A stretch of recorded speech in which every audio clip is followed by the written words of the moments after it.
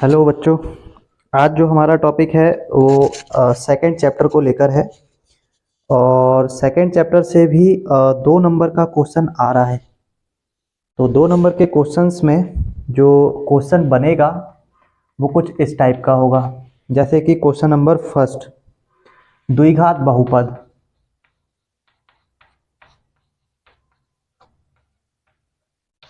द्विघात बहुपद इसमें आएगा 6x² माइनस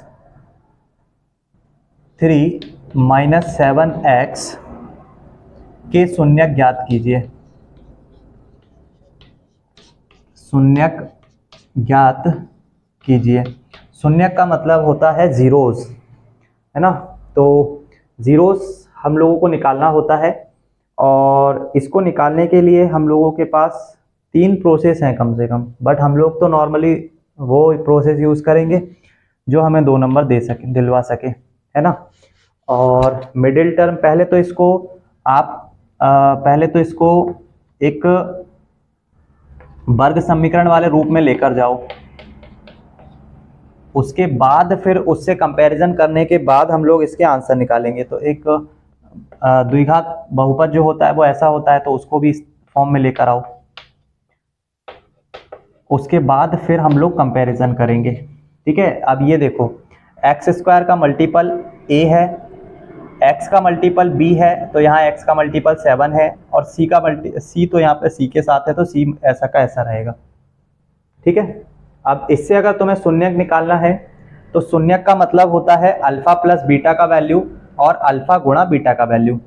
तो अल्फा प्लस बीटा बराबर होता है इसको मूलों का योगफल भी हम लोग बोलते हैं। मूलों का योगफल ये इक्वल होता है माइनस का b बटा a। माइनस का b बटा a का मतलब माइनस का 7 और अपॉन में a का मतलब 6, तो ये आ जाएगा 7/6। और एक आएगा अल्फा गुणा बीटा, इसका मतलब होता है मूलों का गुणनफल। मूलों का गुणनफल बराबर c बटा a। c का वैल्यू देखो कंपेयर करोगे तो माइनस का 3/6 माइनस का 1/2। तो ये आ जाएंगे इसके 2 शून्यक, 7/6 एंड माइनस का 1/2। मिडिल टर्म स्प्लिट करके भी इसको सॉल्व कर सकते हो, या एक इक्वेशन और क्वाड्रेटिक के अंदर चलता है x² minus alpha plus beta into x plus alpha into beta is equal to 0। तो इसको भी कंपेयर करके इससे भी निकाल सकते हो। शर्त है कि यहाँ पे x² का जो मल्टीपल है वो 1 होना चाहिए।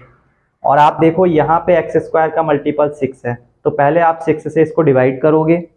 6 से डिवाइड करने के बाद ये x² का मल्टीपल 1 बनाओगे, देन उसके बाद इस वाले से उसका कंपैरिजन कर दोगे। जैसे ही कंपैरिजन करोगे यही मान, यही वैल्यूज निकल के आ जाएंगे, ठीक है।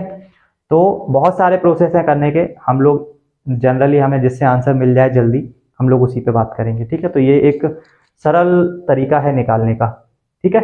तो इस क्वेश्चन को जल्दी से आप नोट डाउन कर लीजिए। और इसी में ये तो एक तरीका बता दिया शून्यक कैसे ज्ञात किए जाते हैं।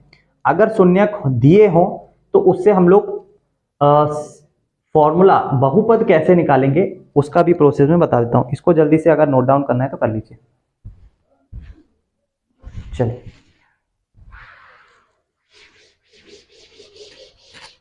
इसी क्वेश्चन में अगर हम लोगों को किसी द्विघात बहुपद ज्ञात करना है, द्विघात बहुपद ज्ञात कीजिए, द्विघात बहुपद ज्ञात कीजिए। द्विघात बहुपद ज्ञात करना है और इसमें हमें शून्यकों का योगफल दिया हुआ है हमको 1 और गुणनफल दिया हुआ है वो भी दिया हुआ है 1। ठीक है, तो योगफल और गुणनफल दोनों अगर 1 दिए हुए हैं तो सबसे पहले हम लिखेंगे शून्यकों का योगफल। शून्यकों का योगफल ये क्या होता है, ये होता है अल्फा प्लस बीटा, जो कि दिया हुआ है 1।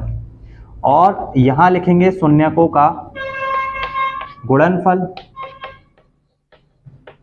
और ये दिया हुआ है हमें अल्फा गुणा बीटा इज इक्वल्स टू 1।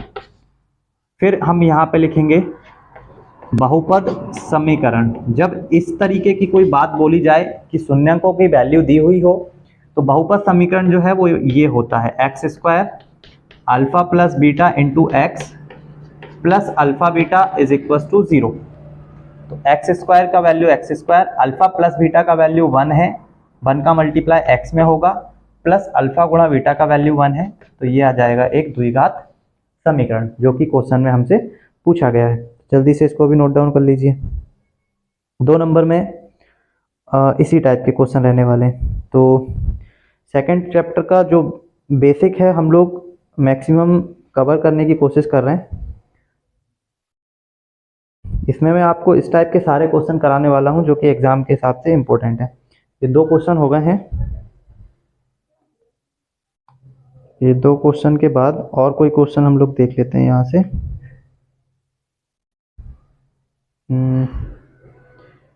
द्विघात बहुपद, ठीक है। अभी देखिए और बताता हूं मैं क्वेश्चन।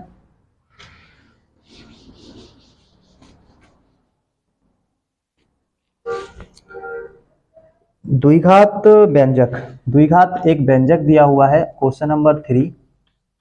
द्विघात व्यंजक एक्स स्क्वायर माइनस 3। अब इसमें देखो एक्स का मल्टीपल ही नहीं है कि शून्यक ज्ञात कीजिए। शून्यक ज्ञात कीजिए। तो शून्यक ज्ञात करने के लिए इस समीकरण को जब तुम ये वाले से कंपेयर करोगे A X square B X plus C बराबर 0, तो इसमें तुम पाओगे एक्स स्क्वायर माइनस का यहाँ पे प्लस लगा के तुम 0 के साथ x लिख सकते हो, क्योंकि यहाँ पे उसका कोई टर्म ही नहीं है, तो उसको एक 0 की तरह मान सकते हो। फिर यहाँ पे वापस से वही प्रोसेस, शून्यकों का योगफल है ना, ये मैं बता चुका हूँ पहले भी। तो यहाँ से शून्यकों का योगफल alpha plus beta minus b बटा ए, तो वो तो 0 आने वाला है। फिर गुणनफल निकालोगे तो वो अल्फा गुणा बीटा होगा सी बटा ए, तो वो माइनस का 3 आएगा। तो सिर्फ इसमें गुणनफल ही आएगा। और अगर इसमें इसके आगे जैसे पूछता है ये कि रिलेशन भी बताइए कि शून्यकों तथा गुणकों के बीच के संबंध की जांच कीजिए, तो जांच करने के लिए हम लोग क्या करते हैं, हम लोग चेक कर लेते हैं कि शून्यकों का योगफल जो कि होता है माइनस का बी बटा ए करेक्ट है या नहीं। फिर हम लोग चेक करते हैं गुणनफल अल्फा गुणा बीटा सी बटा ए होता है, तो ये करेक्ट है या नहीं, मतलब ये इस समीकरण से सेम एज इट इज निकल रहा है या नहीं निकल रहा है। तो ऐसे करके हम लोग चेक करते हैं। तो ये क्वेश्चन एक सॉल्व हो गया। ठीक है, इसके बाद इस सेकंड चैप्टर से अब जितने भी क्वेश्चन तुम लोगों को मिलने वाले हैं वो यही इसी टाइप के क्वेश्चंस मिलेंगे। इससे बाहर एक भी नहीं जाएगा। पूरे सेकंड चैप्टर के 2 नंबर के सारे क्वेश्चन इससे कवर हो जाएंगे, एक भी क्वेश्चन इससे बाहर नहीं जाने वाला। ठीक है, तो आराम से तैयारी करो। ये पिछली वीडियो भी हम लोगों ने लगभग 27 मिनट की थी, उसमें हमने पूरा फर्स्ट चैप्टर कंप्लीट करा था। ये वीडियो तो उससे भी छोटी है और इसमें हमने पूरा सेकंड चैप्टर कवर किया है। ठीक है, आराम से आप लोग कर सकते हो अब सेकंड चैप्टर को। ठीक है, थैंक यू। और अगर वीडियो पसंद आ रही हो तो लाइक करो, शेयर करो और अपने दोस्तों के साथ भी शेयर करो। मिलते हैं नेक्स्ट वीडियो में। Thank you.